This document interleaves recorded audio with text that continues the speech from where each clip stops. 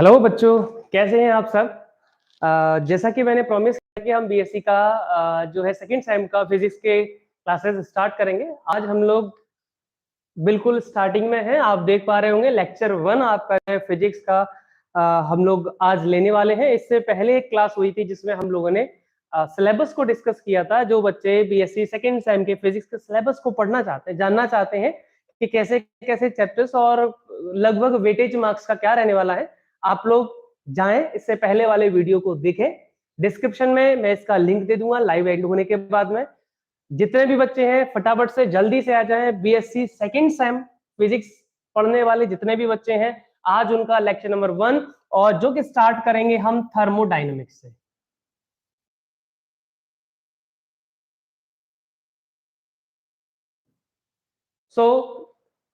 मैं हूं आपका आशीष सर और स्वागत है आपका सिग्मा क्लासेस बाय आशीष दोनिरिया के प्लेटफॉर्म पे। जितने भी बच्चे आ चुके हैं, आप जो भी यहाँ पे हैं अवेलेबल, आप कमेंट करके बता दीजिएगा कि मेरी वॉइस ऑडिबल है और विजिबल भी है। जल्दी से बता दें बच्चे।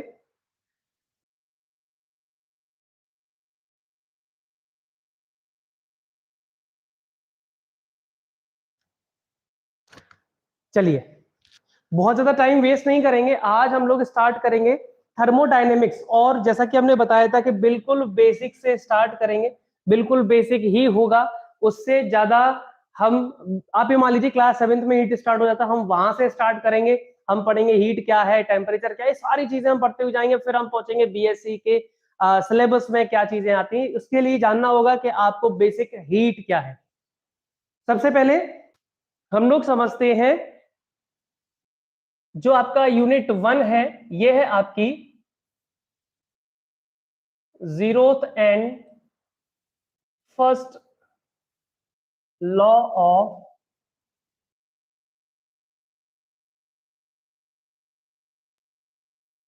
Thermodynamics. 0th and first law of thermodynamics. तो लॉज को जानने से पहले हमें जानना चाहिए कि एक्चुअल में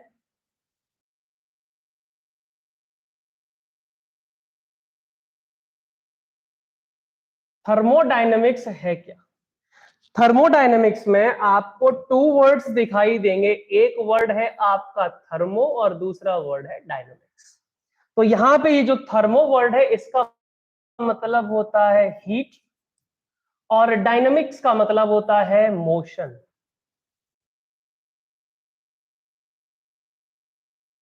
हीट और मोशन, ये 2 वर्ड्स हैं जो आपके इस वर्ड थर्मोडायनेमिक्स, ये जो वर्ड है थर्मोडायनेमिक्स को एक्सप्लेन करेंगे। तो सबसे पहले हम जानेंगे, क्योंकि जब भी हमारे जहन में आता है कि ये हीट शब्द है, तो हम उसको कोऑर्डिनेट कर पाते हैं कि हीट कहीं ना कहीं गर्मी की, टेम्परेचर की बात करता है। तो वहीं पे हीट शब्द को सुनते ही हमारे दिमाग में एक वर्ड और आता है, वो होता है टेम्परेचर।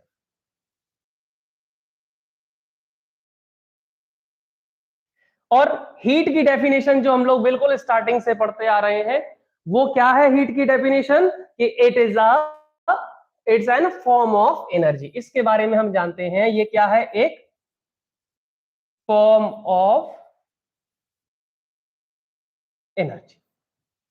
इतनी बात तो हम सभी बच्चे जो बिल्कुल बेसिक से पढ़ना चाहते हैं इतना जानते हैं कि हीट क्या है, एक फॉर्म ऑफ एनर्जी। क्या है, एक form of energy. I hope कि मेरी अब वॉइस क्लियर होगी और स्क्रीन भी क्लियर होगी। यदि कोई बच्चा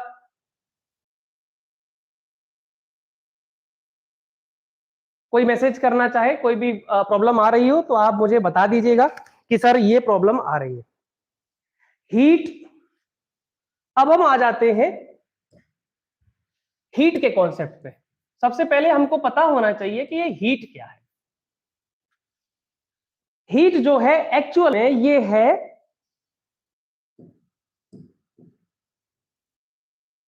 way of transfer of energy.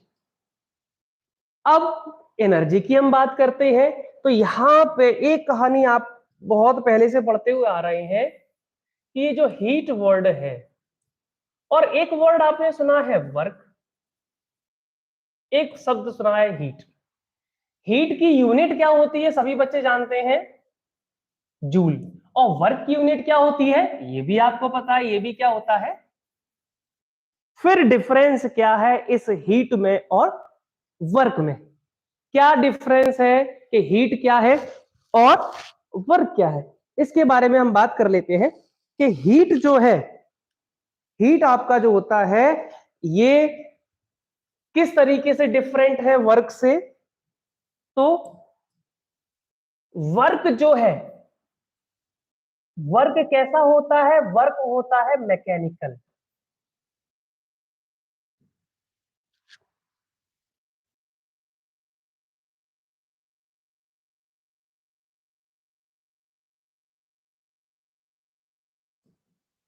Work कैसा होता है, मैकेनिकल होता है। अब वर्क मैकेनिकल से होता है, मैकेनिकल का मतलब हो गया कि हम फोर्स लगा के डिस्प्लेस करते हैं। वर्क की डेफिनेशन क्या होती है, वर्क की डेफिनेशन निकल के आती है W is equal to F into D.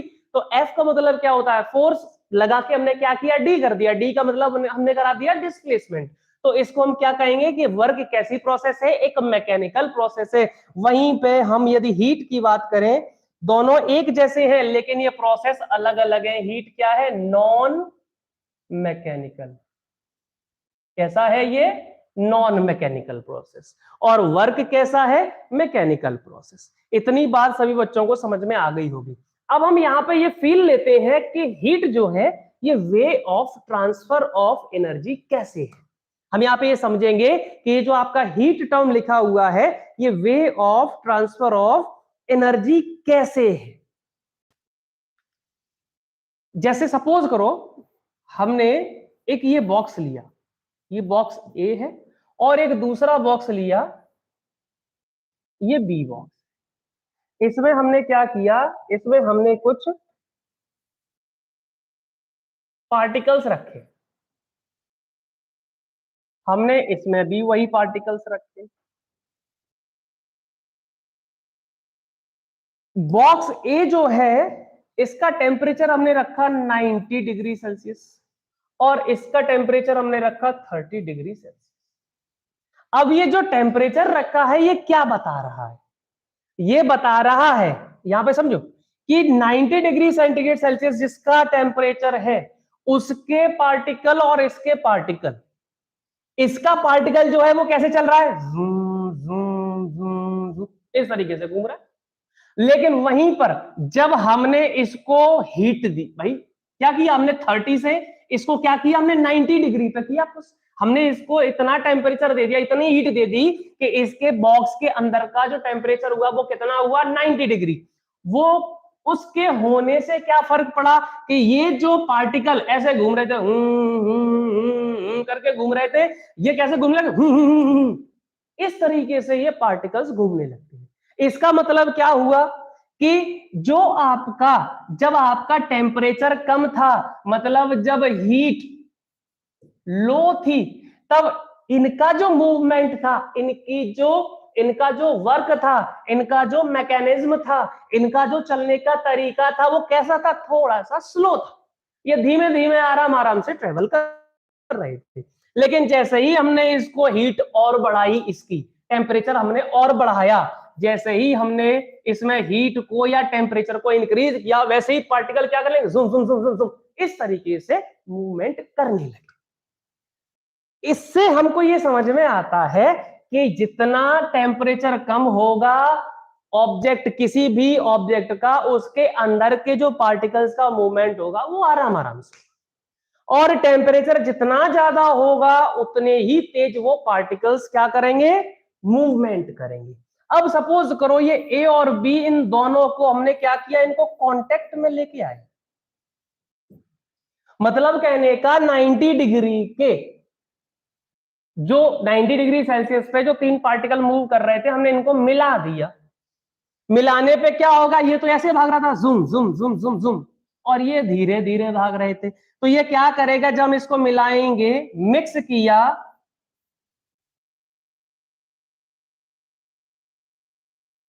ये एक के पार्टिकल हो गए और ये इसके,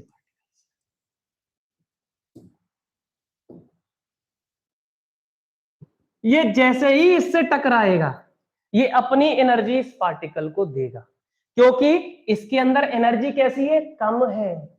इसकी एनर्जी कैसी है, कम है। क्यों कम है, क्योंकि इसको हीट कम मिली है, इसका टेम्परेचर कम है, इसलिए इसकी एनर्जी भी कम है। और एनर्जी कम होने की वजह से ये क्या करेगा, ये जो है हैवी एनर्जी वाला पार्टिकल है, ये तो बार बार ऐसे ऐसे मूव कर रहा है और ये धीरे धीरे कहीं जा रहा है और ये जाके टकराएगा।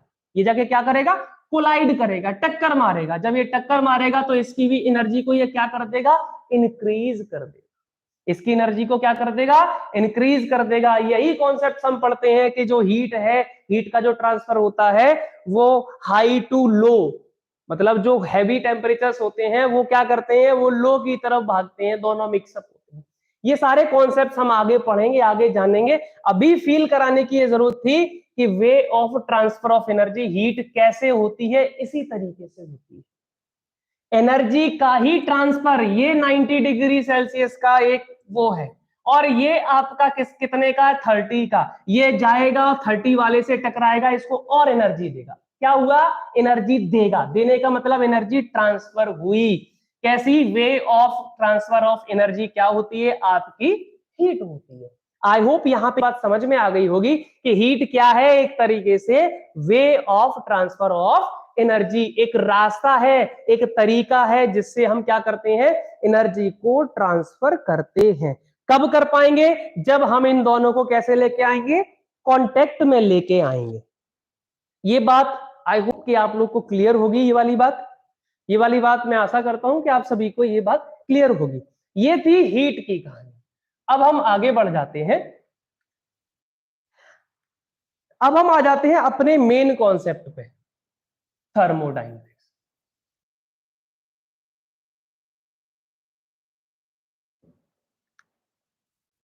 थर्मोडायनेमिक्स क्या है, जैसा कि हमने अभी पहले स्टार्टिंग में लिखा था कि जो थर्मोडायनेमिक्स जो है ये होती है हीट और ये होता है मोशन। अब इतना आप समझ सकते हो कि जब हम मोशन की बात कर रहे हैं तो मोशन नहीं है, ये क्या है, ये अपने आप में वर्क है। मतलब हीट किस तरीके से वर्क करता है, वर्क में चेंज होता है। और वर्क का मतलब क्या हो गया, यही बात समझनी पड़ेगी आपको कि हीट और वर्क क्या डिफरेंस है, हीट और वर्क में।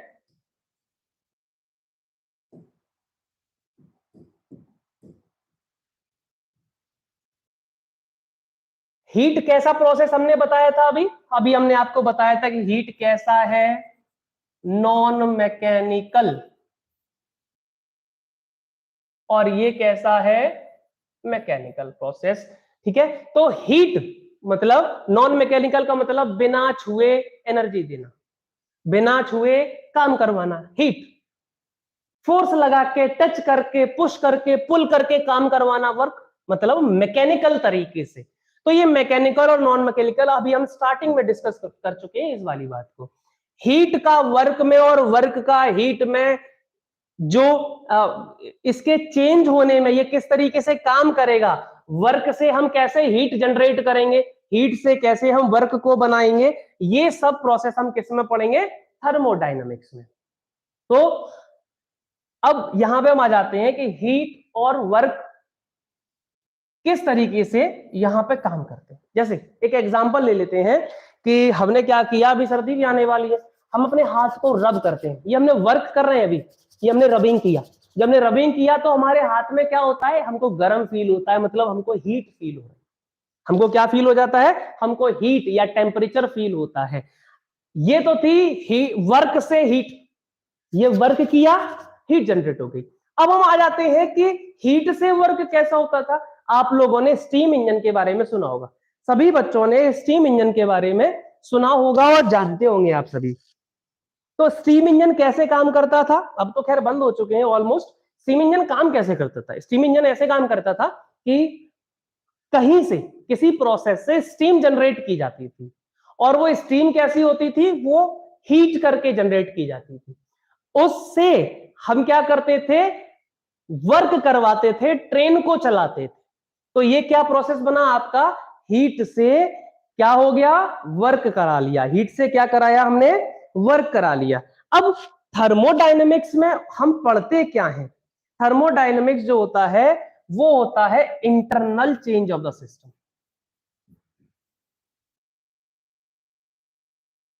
इंटरनल चेंज होगा किसमें? सिस्टम में। अब सिस्टम में भी चेंज जो होते हैं वो दो तरीके के होते हैं। एक चेंज होता है माइक्रोस्कोपिक और एक चेंज होता है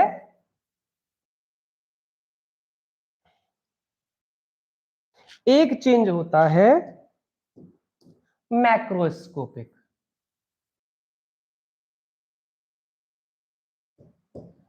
तो हम लोग जो पढ़ने वाले हैं, हम लोग जो पढ़ेंगे जो internal change in system, thermodynamics में हम क्या पढ़ेंगे? माइक्रोस्कोपिक पढ़ेंगे या मैक्रोस्कोपिक? तो ध्यान रखना, हम internal change in the system और थर्मोडायनेमिक्स में जो पढ़ते हैं वो पढ़ते हैं माइक्रोस्कोपिक। क्या पढ़ेंगे हम? माइक्रोस्कोपिक प्रॉपर्टीज के बारे में, सॉरी माइक्रो नहीं, सॉरी मैक्रोस्कोपिक प्रॉपर्टीज के बारे में। Macroscopic properties. मैक्रोस्कोपिक प्रॉपर्टीज क्या होती हैं? माइक्रोस्कोपिक का मतलब हो गया कि वही इसमें जैसे इंटरनल प्रॉपर्टीज की बात हो रही है, इंटरनल चेंज की बात हो रही है सिस्टम में, तो हम कह सकते हैं कि हम बात करें मॉलिक्यूल्स की बात करें, और हम बात कर सकते हैं इलेक्ट्रॉन्स की बात करें, प्रोटॉन्स की बात करें, फोटॉन्स की बात करें, जब ऐसी बात की जाए तब वो हो जाता है माइक्रोस्कोपिक। तो थर्मोडायनेमिक्स में हम कोई भी माइक्रोस्कोपिक प्रॉपर्टी को नहीं पढ़ते हैं, थर्मोडायनेमिक्स में हम पढ़ते हैं मैक्रोस्कोपिक प्रॉपर्टीज। अब मैक्रोस्कोपिक प्रॉपर्टीज क्या होती हैं? मैक्रोस्कोपिक प्रॉपर्टीज होती हैं प्रेशर,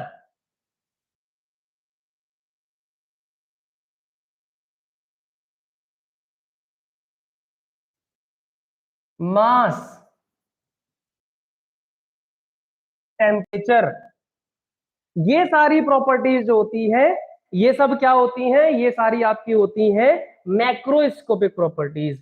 नंबर ऑफ मोल्स, ये भी आता है इसी में। तो हम थर्मोडायनेमिक्स में याद रखें, हम माइक्रोस्कोपिक प्रॉपर्टीज को, लाइक पार्टिकल्स का हो गया है ना, मॉलिक्यूल्स के बारे में हो गया, लाइक आपका इलेक्ट्रॉन्स, प्रोटॉन्स, फोटॉन्स, इस सब की कहानी को हम थर्मोडायनेमिक्स में नहीं पढ़ते। हम पढ़ते हैं internal change in the system, और वो भी कैसा चेंज? मैक्रोस्कोपिक। जब प्रॉपर्टीज में चेंज हो जाए तो उसको हम किस में पढ़ेंगे? थर्मोडायनेमिक्स में। मैक्रोस्कोपिक प्रॉपर्टीज में क्या क्या आ सकते हैं? आपके प्रेशर आएंगे, मास आएगा, टेम्परेचर आएगा, नंबर ऑफ मोल्स आएंगे, और यही सारी चीजें, वॉल्यूम आएंगे, ये सारी चीजें, इनमें चेंजेस के बारे में पढ़ाया जाएगा। इनमें किस तरीके से चेंजेस आता है, इनकी क्या प्रॉपर्टीज होती हैं, जब इसको पढ़ाया जाएगा तो ये सारी चीजें आपकी आएंगी थर्मोडायनेमिक्स में। और थर्मोडायनेमिक्स हम जान चुके हैं कि थर्मो का मतलब होता है हीट, डायनेमिक्स का मतलब होता है मोशन, मोशन का मतलब होता है वर्क। और वर्क कैसा प्रोसेस है? एक मैकेनिकल प्रोसेस है। हीट कैसा प्रोसेस है? एक नॉन मैकेनिकल प्रोसेस है। नॉन मैकेनिकल प्रोसेस का मतलब हो गया बिना छुए काम कराना, लाइक जैसे हम स्टीम इंजन चलाते हैं, स्टीम इंजन में हमने हीट से क्या कराते हैं? वर्क कराते हैं, एक एक सिस्टम को हम रन कराते हैं। और वर्क से हीट कैसे बनाना? हमने अपने हाथ को रब किया और हीट जनरेट हो गई। ये सारी चीजें हम थर्मोडायनेमिक्स के थ्रू या थर्मोडायनेमिक्स में पढ़ते हैं। यहां तक कोई बच्चा डाउट पूछना चाहे, यदि कोई बच्चा लाइव हो, कोई जानना चाहे, तो आप मुझे बता दीजिए, हम यहाँ पे आपके डाउट्स को क्लियर करें। इसके बाद हम थर्मोडायनेमिक सिस्टम की बात करेंगे। यहां तक किसी को कुछ पूछना हो तो आप पूछ सकते हो।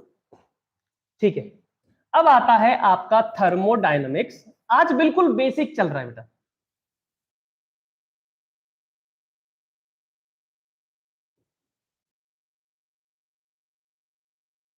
थर्मोडायनेमिक्स सिस्टम, ये सिस्टम क्या है भाई? सिस्टम बड़ा फेमस है आजकल सिस्टम में, है ना। अब हम पढ़ेंगे थर्मोडायनेमिक सिस्टम के बारे में। क्या है ये थर्मोडायनेमिक सिस्टम?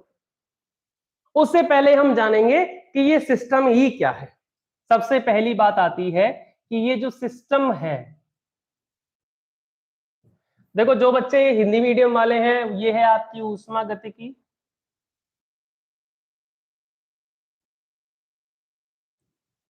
थोड़ा सा मैनेज कीजिए। यदि कोई वर्ड टर्मिनोलॉजी नहीं समझ में आती है तो आप मुझे क्लास खत्म होने के बाद ना कमेंट सेक्शन में डाल दीजिए कि सर थोड़ा सा आप और ज्यादा यूज करें, या थोड़ा सा कहीं प्रॉब्लम आ रही है। सिस्टम को हम हिंदी में कहते हैं निकाय। सिस्टम को हम क्या कहते हैं? निकाय कहते हैं।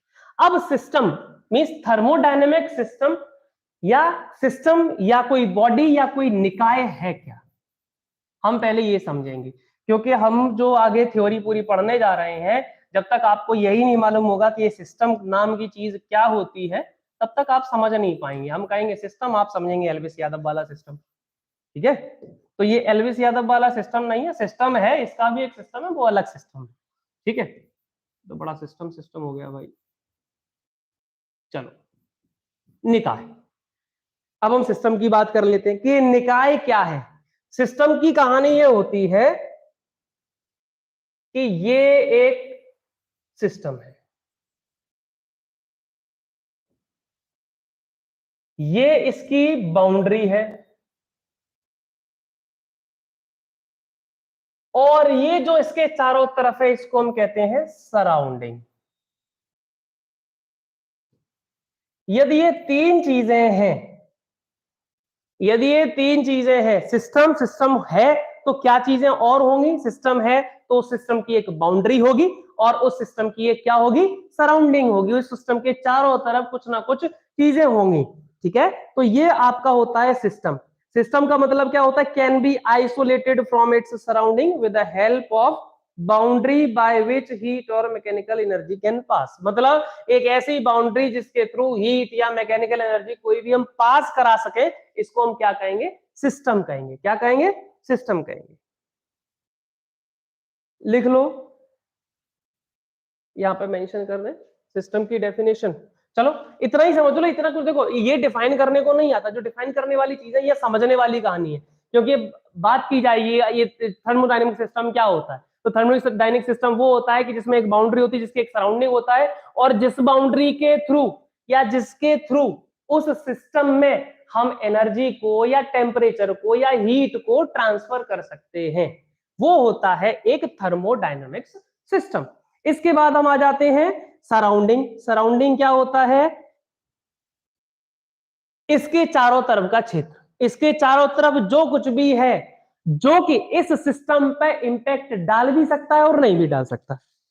सराउंडिंग का मतलब क्या हुआ कि एक सिस्टम के चारों तरफ, एक सिस्टम के चारों तरफ का एक ऐसी कहानी चारों तरफ की जो इसके सिस्टम पर कोई फर्क, चाहे वो टेम्परेचर के फॉर्म में हो या मास के फॉर्म में हो, डाल सकता है, उसको हम कहेंगे सराउंडिंग। जरूरी नहीं कि डालेगा ही, अभी आप जब सिस्टम के टाइप्स पढ़ेंगे तो उसमें एक सिस्टम का टाइप ऐसा भी होगा कि सराउंडिंग का कोई फर्क नहीं पड़ता, तो ये फर्क डाल भी सकता है और नहीं भी डाल सकता। ऐसे ही बाउंड्री क्या है, बाउंड्री वो चीज होती है किसी सिस्टम की एनर्जी जिसके थ्रू एनर्जी का ट्रांसफर होता है, जिसके थ्रू एनर्जी का क्या होता है, ट्रांसफर होता है, उसको हम क्या कहेंगे, उसको कहेंगे हम बाउंड्री। उसको क्या कहेंगे हम, बाउंड्री। ये थी आपकी सिस्टम की कहानी। अब हम आ जाते हैं कि सिस्टम के टाइप्स कितने होते हैं। जो आप थर्मोडायनेमिक सिस्टम है इसके टाइप्स,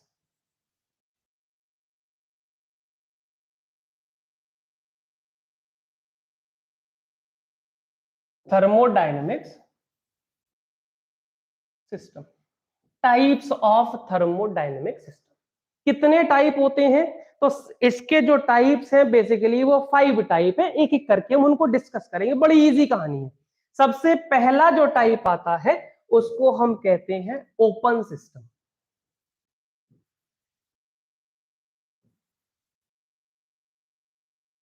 ओपन सिस्टम का मतलब हिंदी मीनिंग क्या हुआ,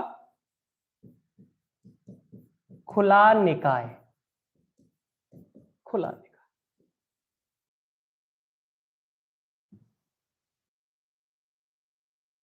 पहला टाइप है ओपन सिस्टम, खुला निकाय। अब खुला निकाय का मतलब हो गया कि एक ऐसा सिस्टम जिसके through a system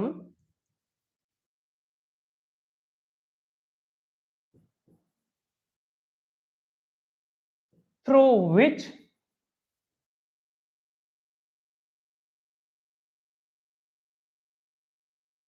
energy and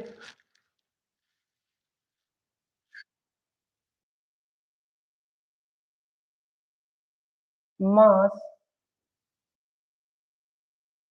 both can transfer, मतलब एक ऐसा निकाय, हिंदी वाले बच्चे समझ ले, जी एच, एक ऐसा निकाय जिसके थ्रू, थ्रू विच, जिसके द्वारा एनर्जी का मतलब क्या होता है जानते ही सभी बच्चे, ऊर्जा, और मास का मतलब क्या होता है द्रव्यमान।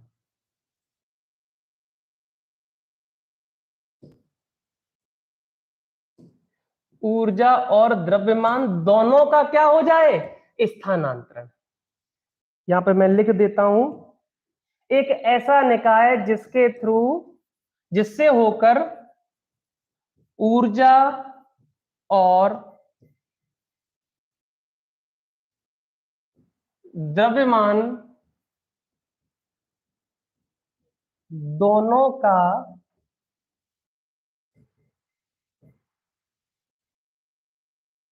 स्थानांतरण हो सके,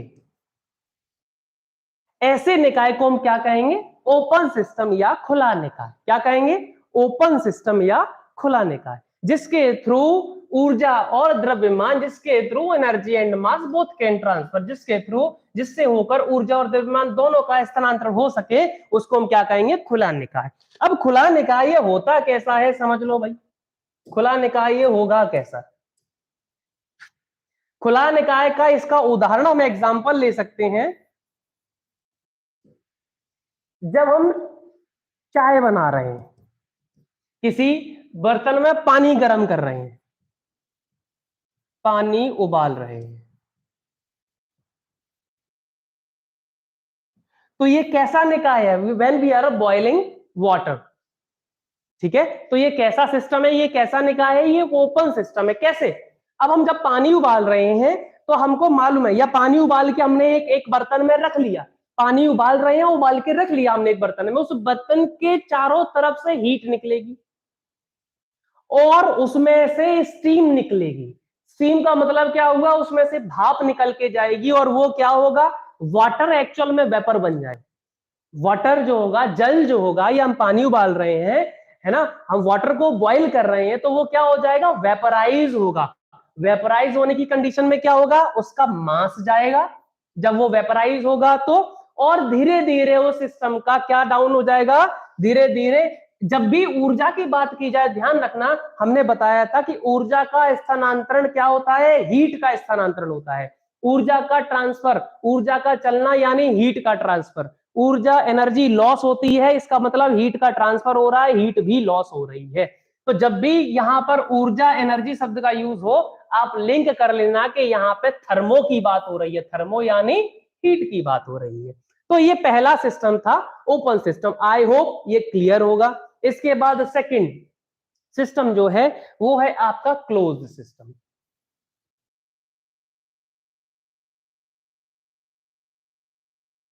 क्लोज सिस्टम हिंदी में इसको कहते हैं बंद निकाय।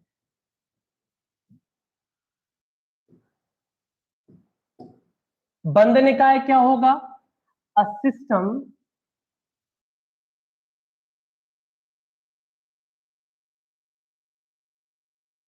थ्रू विच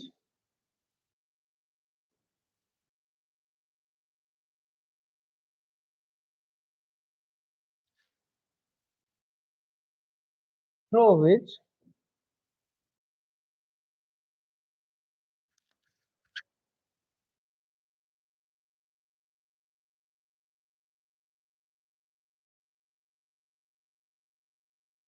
only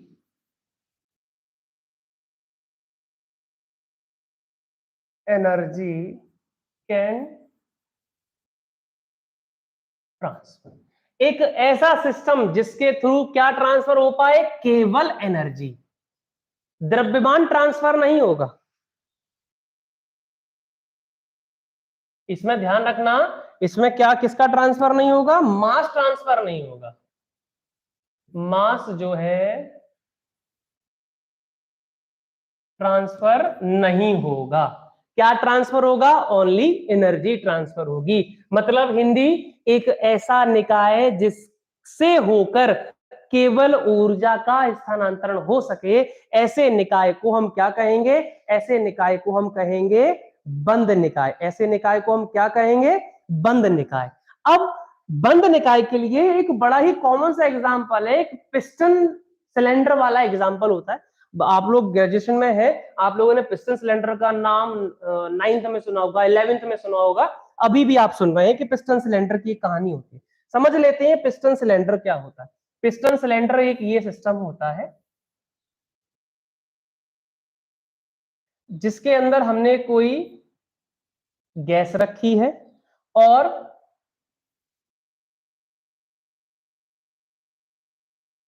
यहां पे एक वॉल्व लगा हुआ है। यहां पे क्या लगाया जाता है? एक वॉल्व लगाया जाता है। यहां पे एक वॉल्व लगाया जाता है। ये वाल्व इस पे ये लग गया, ये पिस्टन लगाई जाती है, सॉरी। यहाँ पे हम क्या करते हैं? एक पिस्टन लगाते हैं। यहाँ पे ये गैस भरी हुई है, ये पिस्टन लगा दिया, ये लगी है पिस्टन।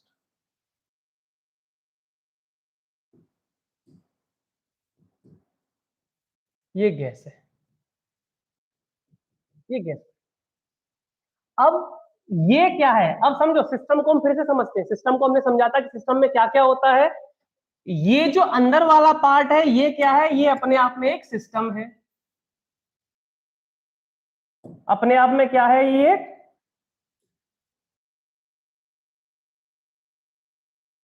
सिस्टम। और ये जो बात हो रही है या इसकी बात हो रही है, ये क्या है? ये है बाउंड्री। और इसके चारों तरफ जो कहानी है वो क्या है?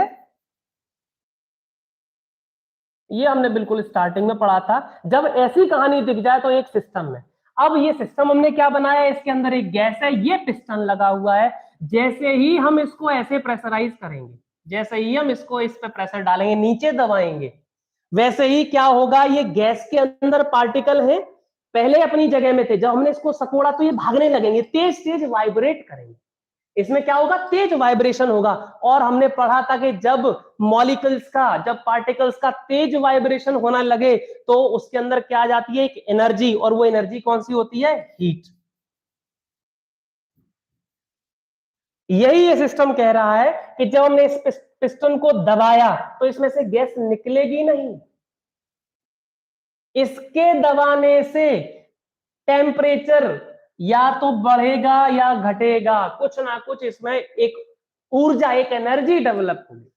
इसमें क्या डेवलप होगी? एक एनर्जी डेवलप होगी। और वो एनर्जी जब डेवलप होगी तो वही बात करेगी हीट की। यही ये क्लोज सिस्टम कहता है, एक ऐसा सिस्टम जिसके थ्रू मास में कोई परिवर्तन नहीं। हमने पिस्टन को दबाया, गैस का मास उतना ही था और उतना ही रहा, लेकिन इसका क्या हुआ? ये पार्टिकल को जो बहुत इतनी जगह में घेरे हुए थे, वो इतनी जगह में आके सिकुड़ गए। और सिकुड़ने की वजह से उनमें क्या हुआ? बहुत तेज वाइब्रेशन हुआ, और उस वाइब्रेशन से इसमें एक हीट जनरेट हुई। ये क्या हुआ? एनर्जी का ट्रांसफर हुआ। हीट जनरेट होने का मतलब एनर्जी का ट्रांसफर होना। ये आपका एग्जाम्पल था किसका? क्लोज्ड सिस्टम का, एक किसी बंद निकाय का। बंद निकाय में द्रव्यमान का स्थानांतरण नहीं होता। बंद निकाय में केवल ऊर्जा का, ऊष्मा का, या ऊर्जा का ही कह लो, ऊर्जा का स्थानांतरण होता है। यह है close system.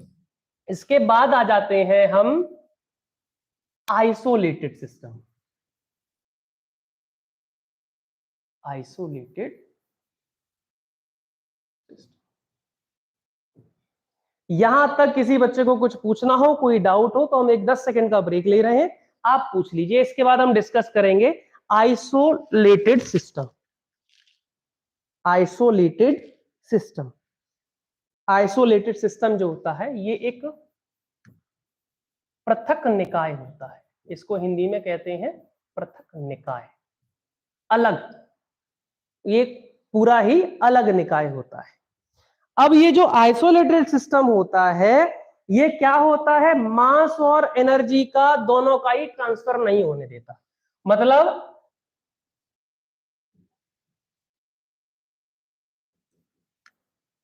Neither mass nor energy can be transferred. मतलब ना तो मास का स्थानांतरण होगा, मास का मतलब ना तो द्रव्यमान में कोई परिवर्तन होगा और ना ही ऊर्जा में। किसके थ्रू? कहां से? Through its boundary to the surrounding. मतलब इसके चारों तरफ एक ऐसा निकाय बनाए, एक ऐसा सिस्टम बनाए हम, जिसके चारों तरफ क्या लगा देते हैं हम? एक आइसोलेशन लगाते हैं। जिसके चारों तरफ क्या लगाएंगे हम? एक आइसोलेशन लगाएंगे। जिसके चारों तरफ हम लगाएंगे एक आइसोलेशन। और ये आइसोलेशन लगाने के बाद में ये एक ऐसा सिस्टम हम डेवलप कर दें, तैयार कर दें,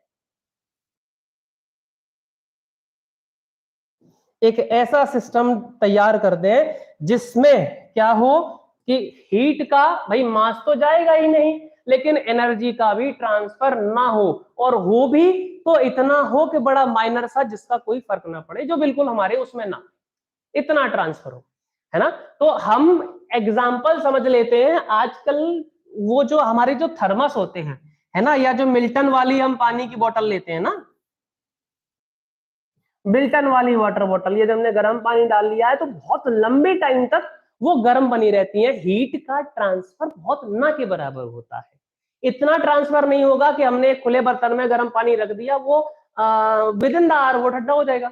लेकिन वहीं पर हमने ये एक कोई बर्तन लिया जो एयर टाइट है, एयर टाइट करके हमने इसको बंद कर दिया, आइसोलेटेड कर दिया, एक पृथक निकाय, एक अलग से हमने एक सिस्टम बना दिया, जिसके अंदर से ना तो एनर्जी निकलेगी और ना ही क्या निकलेगा? द्रव्यमान या मास निकलेगा। तो इस टाइप के सिस्टम को हम क्या कहते हैं? Isolated system. ठीक है। जैसे मिल्टन की जो पानी की वाटर बॉटल आती है ना, जो वाटर बॉटल आप यूज करते हैं, उसको आप एग्जांपल समझ लीजिए कि जो हम एयर टाइट वाले जो पॉट्स यूज करते हैं, पानी की बोतल यूज करते हैं, थर्मस यूज करते हैं, ये सब क्या है? ये आइसोलेटेड सिस्टम के एग्जांपल्स हैं। इसके बाद फोर्थ नंबर पे आपका आता है होमोजीनियस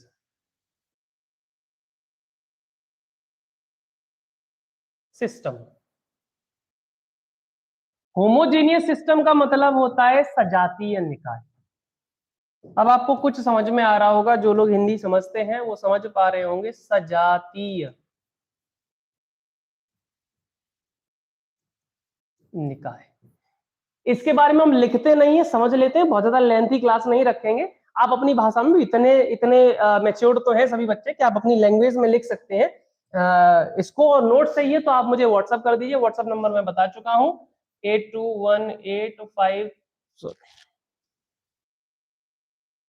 यहाँ लिख देता हूं मैं, 8218538110। इस पे व्हाट्सअप कर दीजिए। आपको किस टाइप के नोट्स हैं, आप कौन सी यूनिवर्सिटी के ग्रुप में ऐड होना चाहते हैं, आपको आपके अकॉर्डिंग नोट शेयर किए जाएंगे और आपको आपके अकॉर्डिंग ग्रुप में जोड़ा जाएगा। होमोजेनियस सिस्टम का मतलब होता है कि एक सजातीय निकाय। होमोजेनियस वर्ड ही ऐसा बताता है कि एक सिस्टम है, सिस्टम का मतलब एक कोई ये सिस्टम है, और इस सिस्टम में अलग अलग टाइप की चीजें तो हो सकती हैं, लेकिन उनका जो फेस होगा वो सब किस फेस में होंगी? सेम फेस में। उनका जो फेस होगा वो कैसा होगा? एक फेस होगा, समान होगा, सेम होगा, वो समान फेस में होंगी। अब आप लोग सोच रहे होंगे सर ये एक फेस वर्ड नया आपने यूज कर दिया, इसका मतलब क्या है? जैसे हम एग्जांपल समझ लेते हैं कि जैसे वाटर है,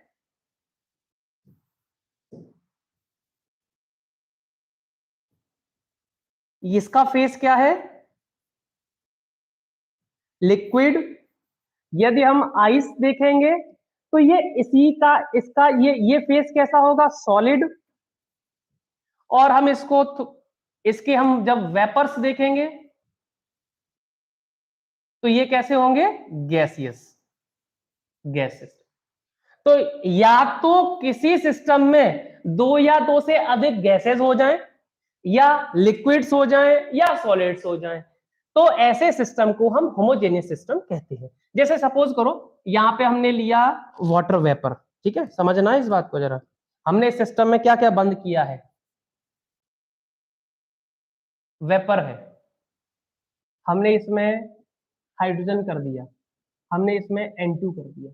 अब ये तीनों अलग अलग चीजें हैं, ये तीनों अलग अलग कहानियां हैं, तीनों अलग अलग गैसेस हैं, लेकिन चूंकि एक सिस्टम में बंद है इसलिए ये कैसी होंगी?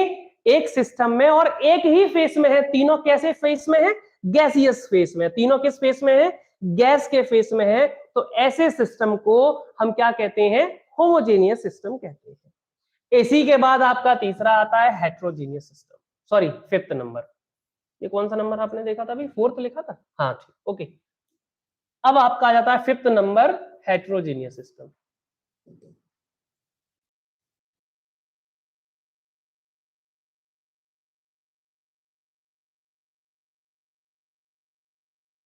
हेट्रोजीनियस सिस्टम, इसको कहते हैं विजातीय, विजातीय निकाय। अभी वही कहानी समझी थी, सेम वही कहानी रहेगी। जैसे हमने एक बॉक्स लिया, एक ये एक अपने आप में एक सिस्टम है, इसके अंदर क्या है? इसके अंदर पानी है, ये पानी भरा हुआ है इसके अंदर, और इस पे हमने क्या किया? इस पे हमने एक आइस का टुकड़ा तैरा दिया। अब है दोनों वाटर ही, एक जो है एक का फेस है लिक्विड और एक का फेस कैसा है? सॉलिड। मतलब एक ही सिस्टम में दो अलग अलग फेसेस के जब फेस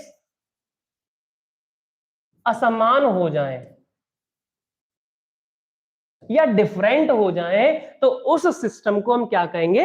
हेट्रोजीनियस सिस्टम। एक बार फिर से हम रिवाइज कर लेते हैं इन सभी सिस्टम्स के बारे में। ओपन सिस्टम मतलब होता है खुला निकाय, system through which energy and mass both can transfer. एक ऐसा सिस्टम जिसके थ्रू क्या हो सकता है?